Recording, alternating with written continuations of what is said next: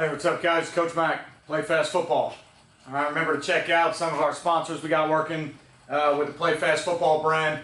All right, we've got Dome Hats providing quality and custom headwear, which is hats, beanies, visors. We've got DC1, which is an in-game app that was just created by a defense coordinator in Texas. It allows you to use an app in-game that lets you track live data so that you can make adjustments based on what's going on in the game currently. So on top of your scouting report and what you think you're getting, you can actually make adjustments with somebody charting the game live in an app, so you know exactly what you're getting and what you've been running against what you're getting, so you can kind of match up your calls a little bit better to what you're actually seeing. All right, we got a Max One app, which is basically an app that's an all-in-one way to message, communicate with your team, build your workouts, off-season, in-season workouts with your team, make them individual by position, make them individual by grade or by strength or however you want to set your workouts up. It's a way to create your workouts so that you don't have to have 3 different workouts written on a whiteboard, or you don't have to have kids carrying sheets all over the weight room. It's right on their phone. It's also a way for you to be able to message and communicate and stay in better contact with your team. All right, and then we got Just Play Football, which is just came out with a new version of their playbook software. It's a playbook software I used last year for my clinics and website and diagrams that I draw. It also gives you a way to create a more interactive learning environment with your football team through scouting reports and ways that you can test your kids on the scouting report, game plan, and find out who's taking a test, how much time they spent taking a test and the quiz. So it's a really good software product, and I really enjoy it. I'm going to dive further into it this year. Really used it for diagrams only last year. And then GameStrat, which is our sideline replay system. All right, so if you're looking for a reliable, affordable sideline replay system, I highly recommend that you check out GameStrat. Worked really well for us this year. Our guys loved it. Didn't have a lot of connectivity issues at home or away games. So I suggest you check out GameStrat if you are looking into sideline replay. So just coming off of last weekend, went to the USA Conference convention in Orlando. Great conference. Had a chance to meet some people that were, had been Play Fast Football fans or YouTube fans of mine.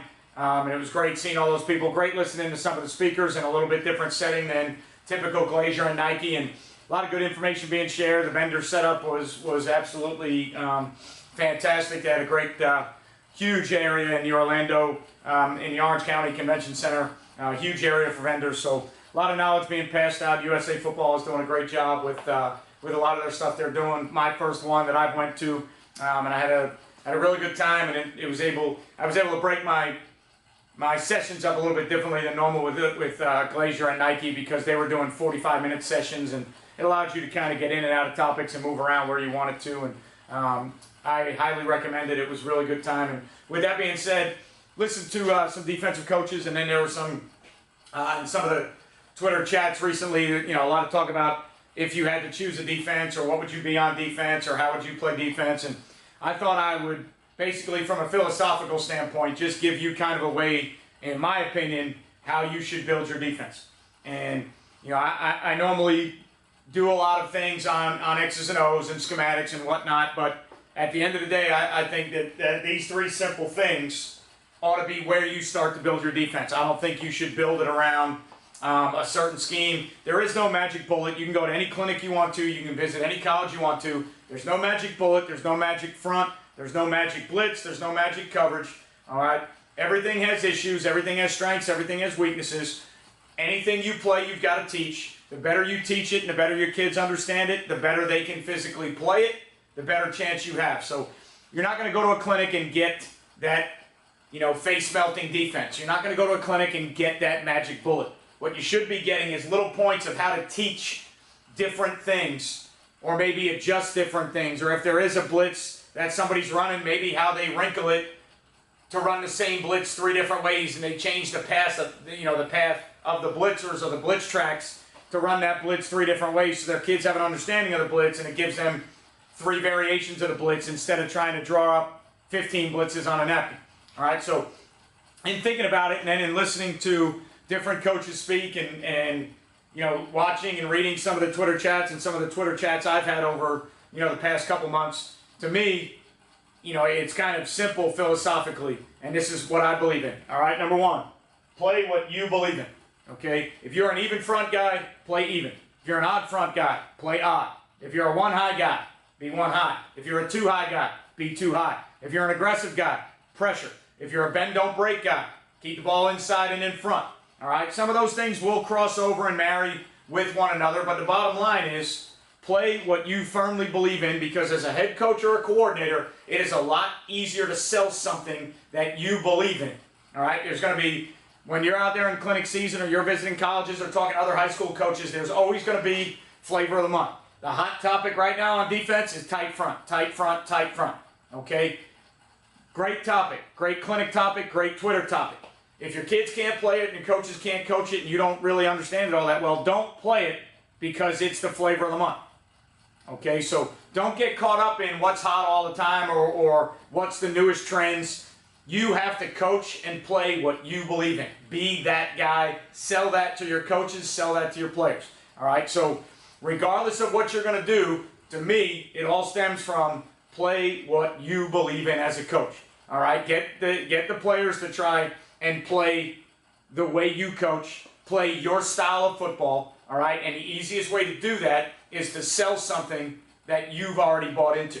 All right, that's the easiest way to get your point across to kids with how you want to play defense, is when you are confident and knowledgeable about what you're trying to present to the players. All right, second one, play what your coaches can coach. Every coaching staff is different. I went to, and talking to people at the USA conference, I heard staff say that they only had 5 coaches on their staff. Then I heard other staff say that they've got 20, and they've got a freshman staff and a 10th grade staff, and they've got, a varsity staff, and they've got some other guys, maybe that they've got some off-campus guys, and they've got some adjunct coaches. Every staff is unique unto itself. Every situation is unique unto itself. The only situation you can coach and control is your own. Okay? So based on how many coaches you have, the knowledge base of the coaches you have, the experience of the coaches you have, play things that they are able to coach.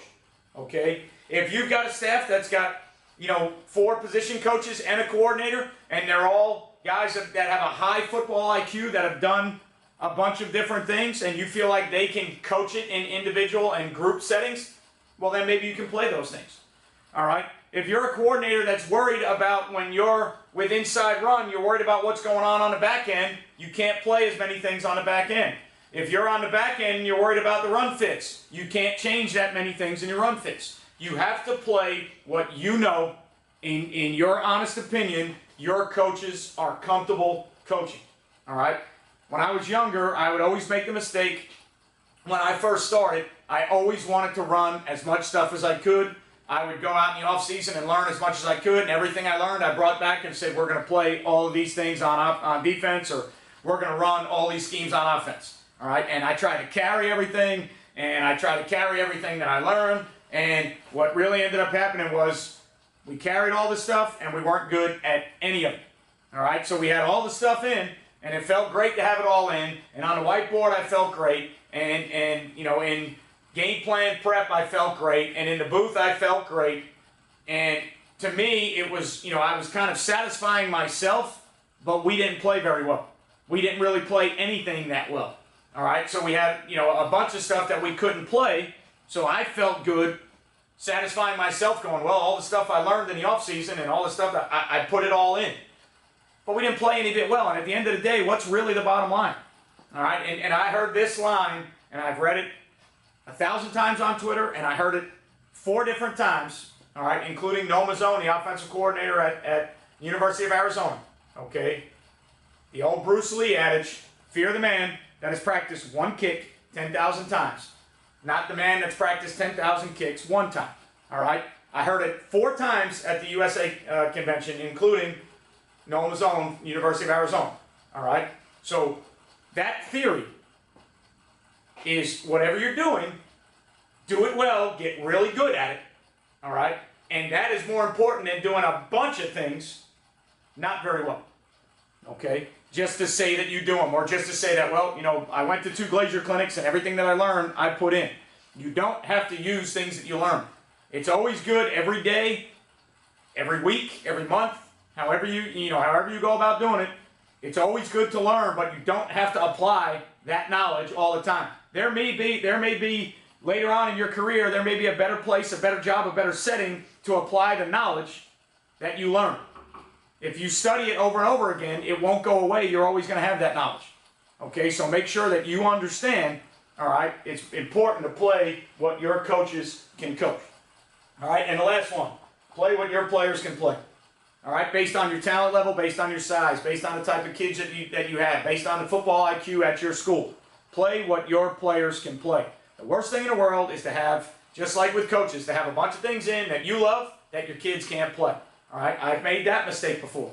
All right, so in a 20-year career, all right, and now, you know, in doing all the YouTube videos and building the Play Fast Football brand, most of the time what I'm telling you are mistakes that I've already made.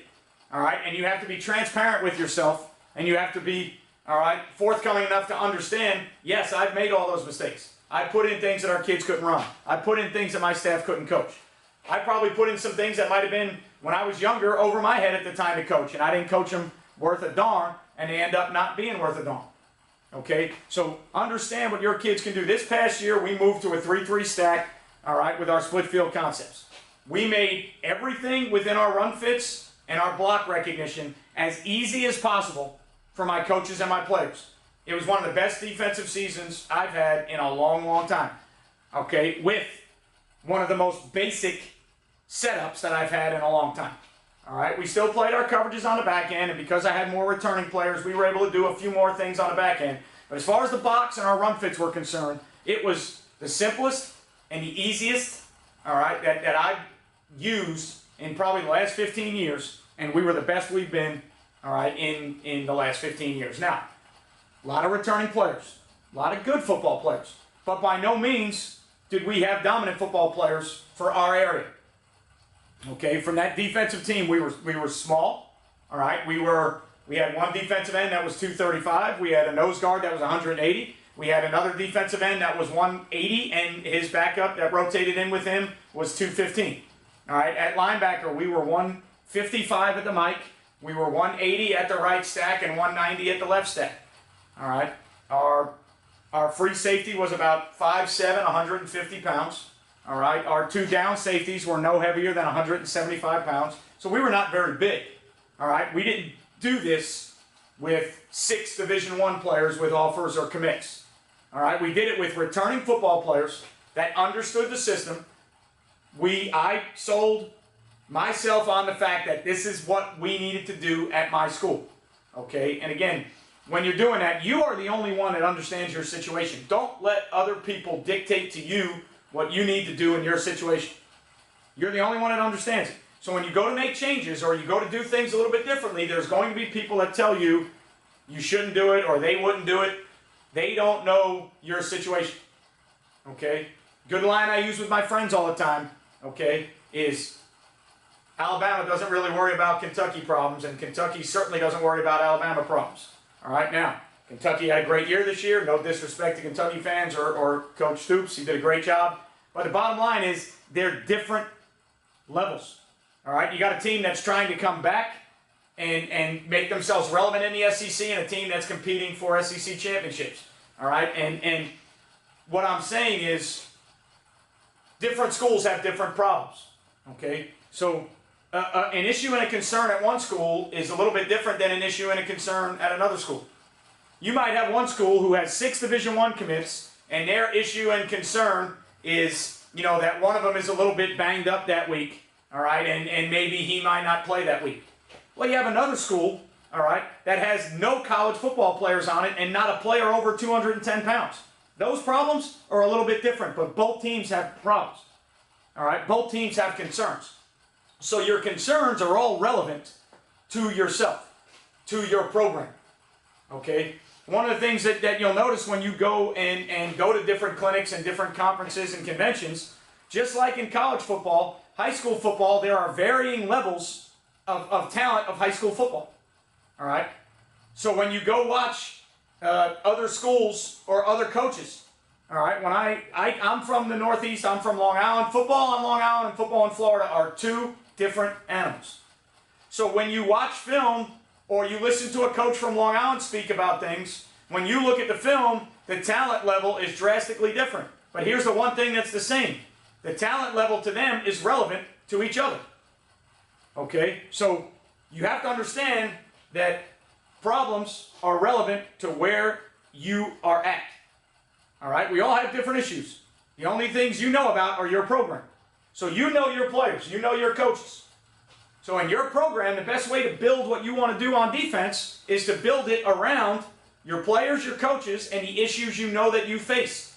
Don't build it around somebody down the road, and certainly don't build it around going to clinics and listening to state championship coaches, because most state championship teams, by nature, have better players than most of the teams that they play.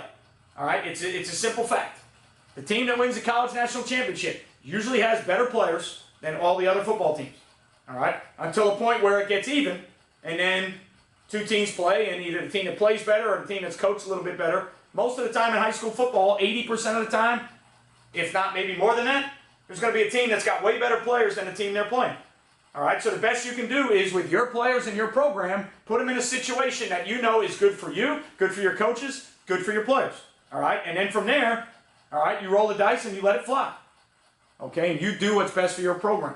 All right? So if you look at these things, this is, to me, how you build a defense. All right? Philosophically, these are the things that you ought to be looking at. All right? And understanding. Because every program, doesn't matter where you're at, doesn't matter what state you're in, how many coaches you have. If you break it down, every program can look at those three things and say, okay, look, who am I? What do I believe in? All right? What is my staff? I can't worry about what my staff isn't. Don't worry about the staff down the road and go, man, they showed up with 20 guys on Friday night in collared shirts and I only have 5. Can't worry about that. All right? You got to practice with the 5 you got. You got to coach with the 5 you got. So what can you get done with those guys? All right? And then what can your players play? All right? If you keep those things in mind, I guarantee you have a better chance to play good, solid, sound football. And then if you keep those things in mind and you get yourself a bunch of returning or really good football players, you're going to win a lot of games. Okay? Another thing you can always keep in mind, you'll never ever turn on a Kentucky Derby, all right, and see the jockey carrying the horse across the finish line. The horses carry the jockey across the finish line every time at a Kentucky Derby. Keep that in mind, all right? This is a game of players. It's a game of dudes. The best you can do as a coach is put your best players and your players in the best situation. Okay, excuse me, your players in the best situation that you can put them in. That's your job as a coach. That's my job. That's everybody's job as a coach, from the worst program to the best program, all right, from the smallest program to the biggest program. Take the kids you got that you know because you see them every day and put them in the best case scenario possible, and day by day make them better players. Make them more accountable, make them stronger, make them better players. Where they end up at the end of their high school run, all right, it's going to be different. It's going to be different at your school. It's going to be different at other schools. You can't worry about that. What your job is every day, put them in a good situation, make them better. All right, that's your job as a football coach. So keep those 3 things in mind. I hope it helps you if you're thinking about which direction you want to go on defense, or a lot of guys that message me and say, hey, I'm a new coach, first-year coordinator, what do you think? Those are the 3 things that I think about. All right, and at the end of the day, always remember, you won't play well until you play fast. I'll see you guys next time.